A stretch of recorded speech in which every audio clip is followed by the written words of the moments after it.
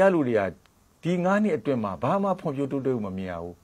ကျွန်တော်ပြည်နယ်နဲ့တိုင်းမျိုးတော်များတော်တော်များအားလုံးဒီပါကျွန်တော်ရောက်ဘူးတယ်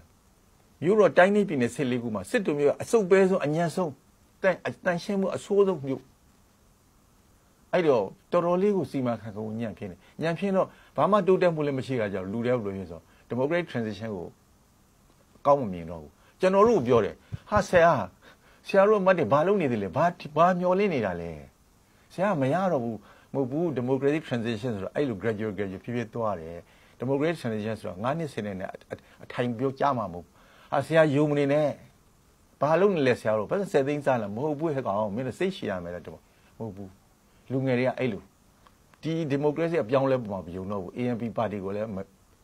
အကောင်းမမြင်တော့ဘူးအဲ့တော့အဲ့ဒီ radical line ဖြစ်လာခါတော့အလုတ်ကလည်းမရှိတဲ့ခါကျတော့သူတို့ဘာလုပ်မလဲဆိုတော့သူတို့စိတ်ထဲမှာဟာလက်နဲ့ကင်မှရမယ်လက်နဲ့ကင်မှလူရဝင်မယ်အဲ့တော့ဗမာပြည်ရဲ့ယဉ်ကျေးမှုကလက်နဲ့ရှိရင်လက်နဲ့မရှိရင်မလေးမခန့်လုပ်မယ်လက်နဲ့နီးစက်တဲ့လူတွေကလှုပ်ရှင်တိုင်းလှုပ်ကြလိမ့်မယ်ဟိုမှာ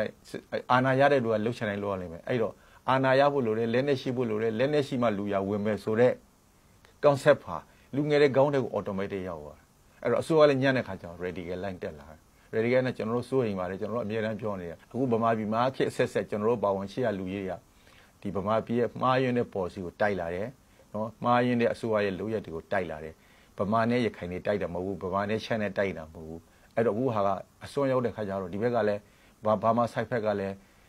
အမျိုးမျိုးသော lobby တွေကတင်ဒီဘက်ရခိုင်တွေကလည်း radical ဖြစ် emotion နဲ့ဖြစ်တဲ့ခါကျတော့ဟိုလေလှိုင်းနဲ့တိုက်ပွဲတွေကတခါဆိုးဝါးရလက်တွေထွက်လာကျွန်တော်တို့စိုးရိမ်တယ်အဲ့တော့ဒါတွေကတကယ်ရှိနေတာရခိုင်မှာတကယ်ဖြစ်နေတာအဲ့ဒါကိုဘ ਹੁ အစိုးရသိရမယ်ဥဖေမြင့်တို့သိရမယ်ဥအောင်လာတို့သိရမယ်ဥအောင်လာထွန်းဆိုတာကမြောက်ဦးသားဇာတိမြောက်ဦးမှာမွေးတဲ့လူပြင်းပြင်းချင်းရှင်းလာမှာသူက